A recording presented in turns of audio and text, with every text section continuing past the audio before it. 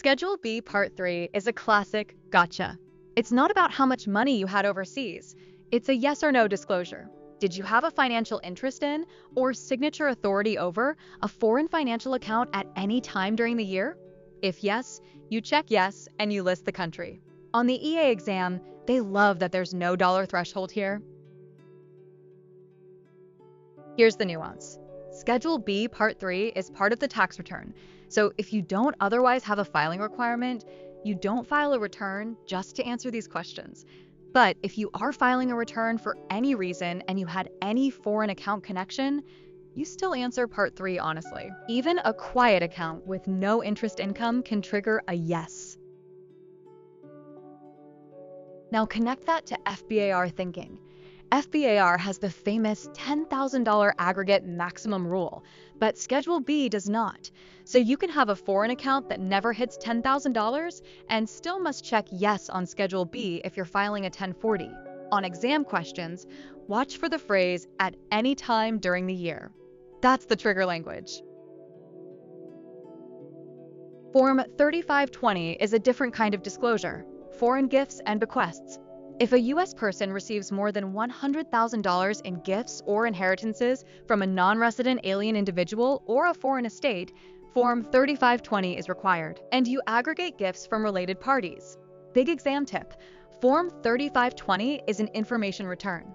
The gift usually isn't taxable income, but it is reportable.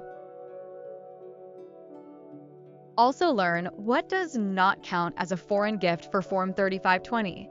Qualified tuition payments and medical payments made directly to the school or provider are excluded. That's the same direct pay concept you see in gift tax rules. So if the foreign relative wires money to the university, no Form 3520 for that payment. But if they wire cash to the student first, now you're back in gift territory. Form 5471 is the foreign corporation ownership landmine. If you're a U.S. person and you're an officer, director, or shareholder meeting the filing categories, commonly tested as more than 10% ownership, you may have to file Form 5471 with your return. It's not based on whether the corporation had income, and the penalty risk is huge: $10,000 per entity per failure. One more exam twist: Form 5471 can be required even when you otherwise wouldn't file a tax return, like when income is below the filing threshold. The IRS still wants the ownership disclosure. So when you see inherited foreign corporation stock or became a shareholder during the year, your brain should immediately ask, did they cross the 10% line, and does Form 5471 apply? Aisha is a U.S. citizen. Her father, Rohan, is a citizen of India and owned 75% of an Indian corporation.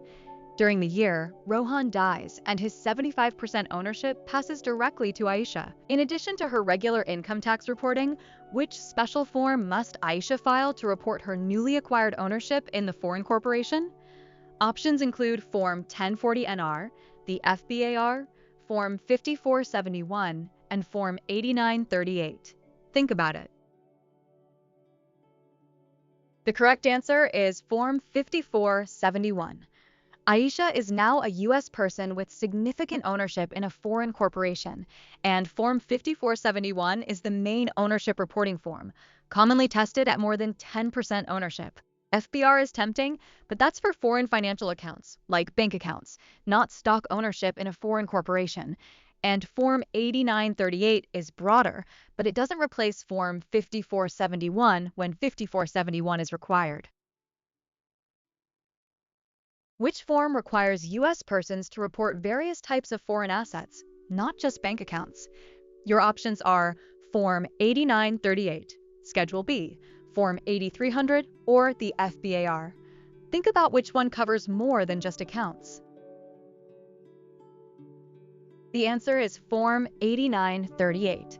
It reports specified foreign financial assets, which can include accounts plus other foreign assets like foreign securities and certain interests in foreign entities. FBAR is the tempting wrong answer because it's famous, but it's focused on foreign financial accounts.